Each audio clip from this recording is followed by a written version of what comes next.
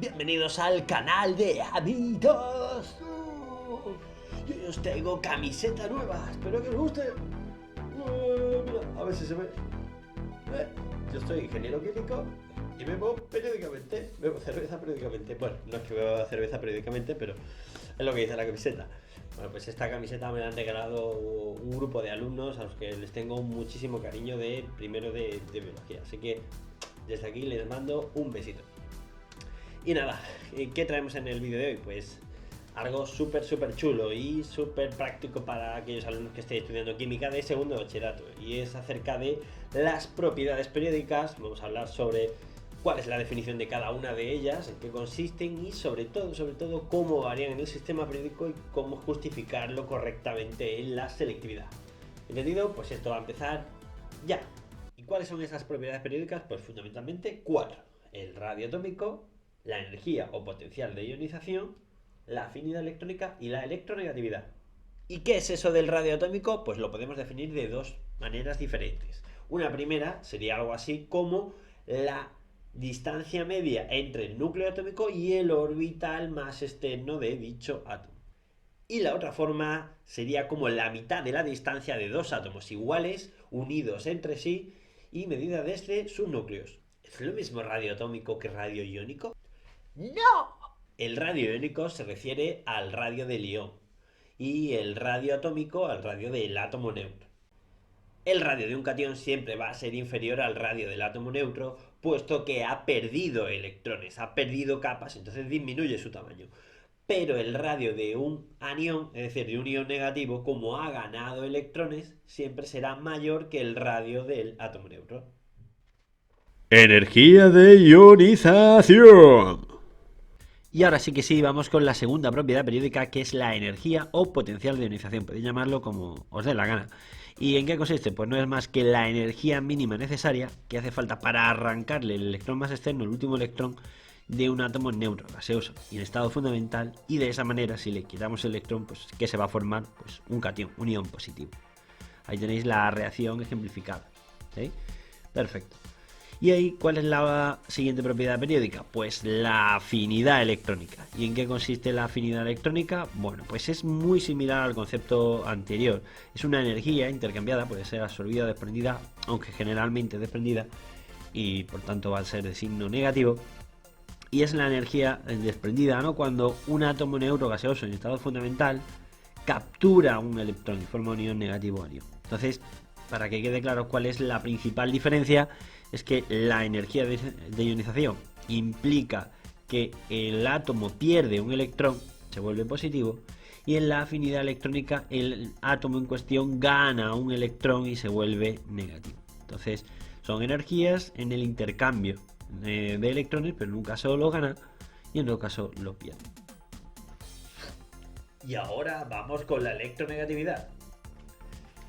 ¿Qué es la electronegatividad? Bueno, pues la electronegatividad no es más que la tendencia o la capacidad que tiene un átomo de atraer hacia sí el par de electrones compartido con otro átomo en un enlace covalente. ¿Sí? Imaginaos que tenemos dos átomos, el átomo 1 y el átomo 2, ¿sí? Dos átomos diferentes que están compartiendo dos electrones formando un enlace. Bueno, pues básicamente cuando dos átomos comparten esos dos electrones, siempre hay un átomo que, si son diferentes, claro, que tira más de los electrones, que tiene más apetencia por ellos, los atrae más. Entonces, ese es el átomo más electronegativo. Y el átomo que no los atrae tanto, que los puede ceder un poquito, es el más electropositivo. Entonces, ese es el concepto de electronegatividad, que es muy importante, sobre todo para el tema de enlace químico. Cuando veamos el tema del enlace químico, ya veremos que un enlace lo simbolizamos, o sea, un par de electrones compartidos, lo simbolizamos por una raya entre los dos elementos. Sin embargo, cuando queramos hacer notar que un elemento es más electronegativo que otro, lo que vamos a hacer es poner una flecha orientada hacia el elemento más electronegativo. Es decir, imaginaos que el más electronegativo fuese el átomo A, pues yo pondría una flechita hacia allá. Indicar que los electrones compartidos entre A y B están más desplazados hacia el átomo A. Vale, y la pregunta ahora es, ¿y cómo varían las propiedades en grupo y periodo en la tabla periódica? Ah, amigo. Bueno, pues para eso tenemos que ayudarnos de dos conceptos muy importantes. La carga nuclear efectiva y el efecto de apantallamiento. Vamos a empezar por hablar del efecto pantalla o apantallamiento. ¿En qué consiste eso? Pues es muy sencillo. O sea, los protones del núcleo atraen a los distintos electrones que hubiese situados en la corteza. ¿Qué ocurre? Que conforme se van llenando las distintas capas de electrones, ¿sí? Pues esas capas llenas de electrones hacen de pantalla a los electrones más externos. Es decir, que el núcleo es como que no puede ver o sentir con la misma intensidad, con la misma fuerza, ¿sí? A ese electrón que he señalado en gris, ¿sí? Debido a esas tres capas llenas que ya tiene entre medias.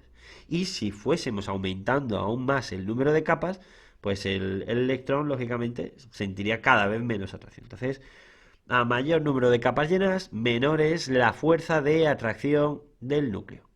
Me gustaría recalcar un detalle sobre el apantallamiento muy importante. Y es que para que realmente se note el efecto apantallamiento tiene que haberse llenado capas. Tienen que estar las capas llenas. Entonces una capa solo apantalla cuando está llena. Por ejemplo, imaginaos que ya tenemos las capas 1S, 2S, 2P y 3S llenas. Y ahora empieza a llenarse la capa 3P. Eso quiere decir que ahora si viene aquí un electrón al nivel 3P, este electrón siente el apantallamiento debido a todas estas capas que hemos mencionado. Pero si aquí viene un segundo electrón al nivel 3P, porque en el nivel 3P caben un máximo de 6 electrones, este electrón sufre el apantallamiento de los mismos electrones que este otro. ¿Entendido? Entonces, este electrón y este sienten el mismo apantallamiento. Entonces, cuando una capa se va llenando de electrones, ¿sí? Esa capa, los electrones de esa capa, todos sienten el mismo efecto de apantallamiento. ¿Cuándo se va a notar el efecto apantallamiento de los electrones del 3P? Pues cuando la capa del 3P esté realmente completa y ahora empieza a llenarse la siguiente capa, que sería la capa del 4S. Entonces los electrones del 4S sí sentirán el efecto de esta nueva capa. ¿Entendido? Entonces al rellenar una capa, los electrones de esa misma capa sufren el mismo apantallamiento. Eso es muy importante. Vamos con la carga nuclear efectiva, pisa. Este concepto lo vas a entender a la primera, seguro. La carga nuclear efectiva, que la vamos a representar con Z asterisco, es el número de protones, es decir, la carga nuclear, menos el apantallamiento. Es decir, la carga nuclear efectiva es algo así como la fuerza de atracción neta o resultante que ejerce el núcleo sobre los electrones que están a su alrededor. La fuerza resultante del núcleo. Yo esto siempre lo comparo con física. Cuando tú tenías un cuerpo y tú tirabas de ese cuerpo, de ese objeto, con dos fuerzas, por ejemplo, tiro con una fuerza F1 para la derecha, y resulta que hay aquí, porque aquí hay un rozamiento, ¿no? Una fuerza de rozamiento que tira en sentido contrario, pues ya digo, ahora, ¿cómo se calcula la fuerza resultante sobre dicho objeto? Pues muy sencillo, las fuerzas que tiran a favor menos las fuerzas que tiran en contra, las fuerzas que se oponen. Es decir, sería la fuerza F1 menos la fuerza de rozamiento. Entonces, todas las fuerzas que tiren a favor del movimiento, ¿sí? Las ponemos sumando. Y las que resten, o con un efecto negativo, las ponemos restando. Pues con la carga nuclear efectiva es lo mismo, esa fuerza de atracción neta del núcleo. Cuanto mayor sea el número de cargas positivas de protones en el núcleo, pues lógicamente más poder de atracción va a tener sobre cargas negativas, más electrones va a poder atraer. Pero hay otra cosita que es el apantallamiento, que es como el rozamiento, que produce un efecto adverso. ¿Y qué efecto es ese? Pues que conforme sea mayor el número de capas llenas, pues menor será la fuerza de atracción del núcleo y por tanto menor la carga nuclear efectiva. Entonces ya conocemos cuál es el efecto que van a tener la carga nuclear, el número de protones y el número de capas llenas sobre la carga nuclear efectiva, que va a ser el parámetro clave para poder estudiar cómo varían en grupo y periodo las distintas propiedades periódicas. Veamos ahora cómo varía la carga nuclear efectiva a lo largo de un periodo. Si nos fijamos en un periodo, el número atómico, que es el numerillo que aparece arriba a la izquierda, va aumentando gradualmente de uno en uno. El hidrógeno 1, el helio 2, luego el litio 3, berilio 4, oro 5, etcétera, etcétera. Va aumentando de uno en uno. Entonces, a mayor carga nuclear, mayor número de protones, mayor carga nuclear efectiva. Eso es lo que tenemos. Pero hay que ver también el efecto del otro parámetro, que es el apantallamiento. ¿Y qué le pasa al apantallamiento? Bueno, pues que cuando nosotros estamos completando un mismo periodo, o sea, estamos avanzando en un periodo hacia la derecha, estamos completando capas, ¿no? Por ejemplo, aquí en el litio de berilio, que tengo 2s1, berilio 2s2, luego en el boro 2p1, carbono 2p2, etcétera, así hasta el neón, que es 2p6. ¿Qué ocurre? Que si yo estoy llenando una misma capa, por ejemplo la capa 2p o aquí la capa 2s, los electrones de la misma capa sufren el mismo efecto de apantallamiento, solo se debe a las capas anteriores llenas. Entonces, en un periodo, aunque aumente ligeramente el apantallamiento al pasar, por ejemplo, de aquí del S al P, o si estamos en el periodo 4, del S al D y luego al P, o sea, aunque haya aumentado el apantallamiento, lo hace muy poco a poco. Entonces, el apantallamiento apenas varía en un periodo. La conclusión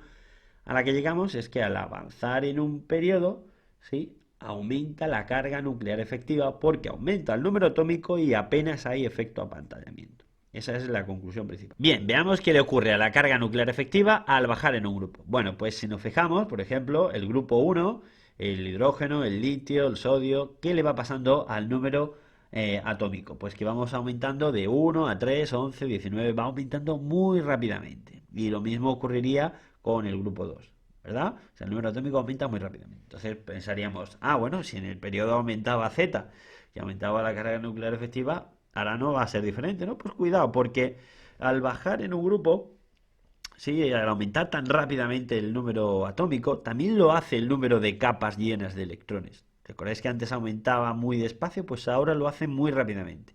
Y aunque la Z también aumenta rápidamente, tiene más peso en la carga nuclear efectiva el apantallamiento. Como hay mucho apantallamiento al bajar en un grupo, la carga nuclear efectiva disminuye, aunque la Z aumente. ¿Entendido?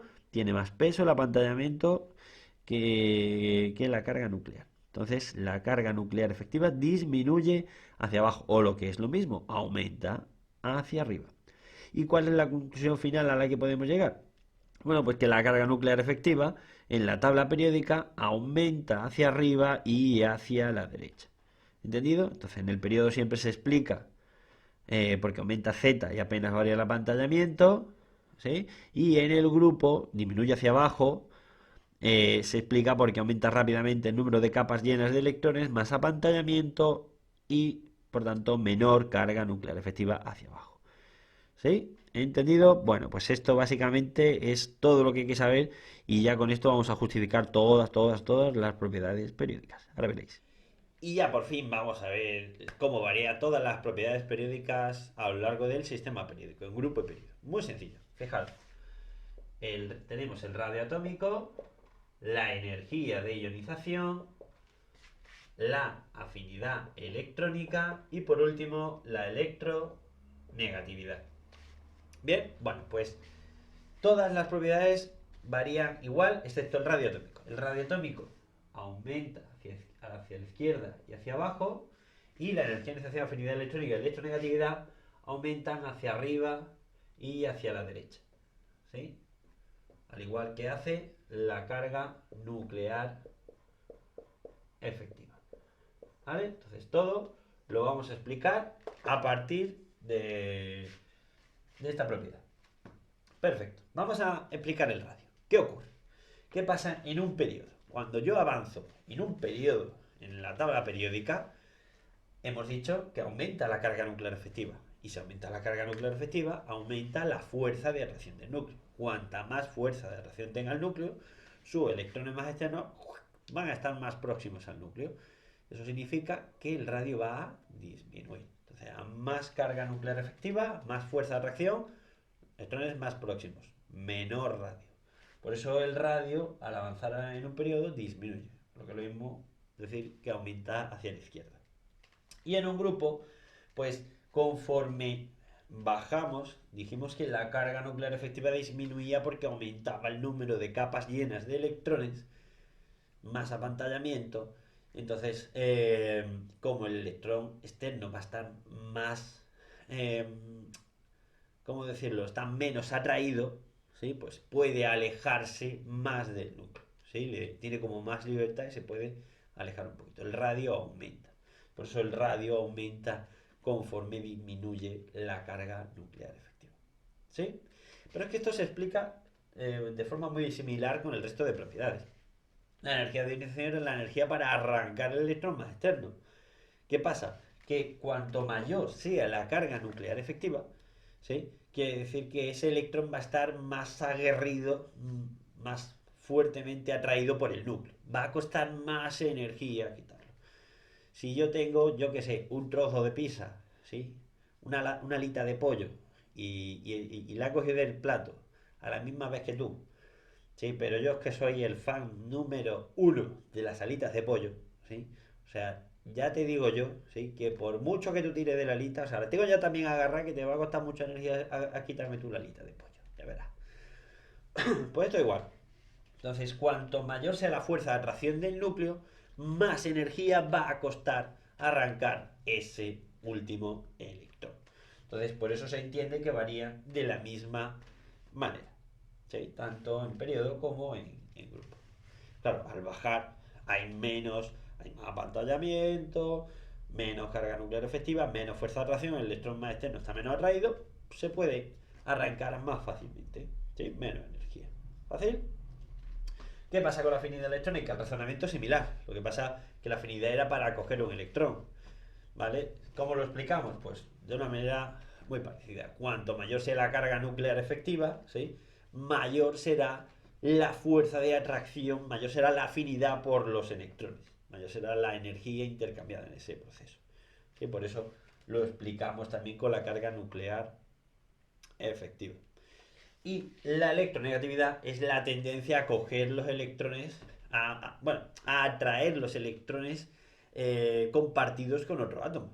Claro, cuanta más fuerza tenga el núcleo, ¿sí? Más tendencia tendrá a tirar de los electrones, más electronegativo será. Por tanto, a mayor carga nuclear efectiva, mayor electronegatividad.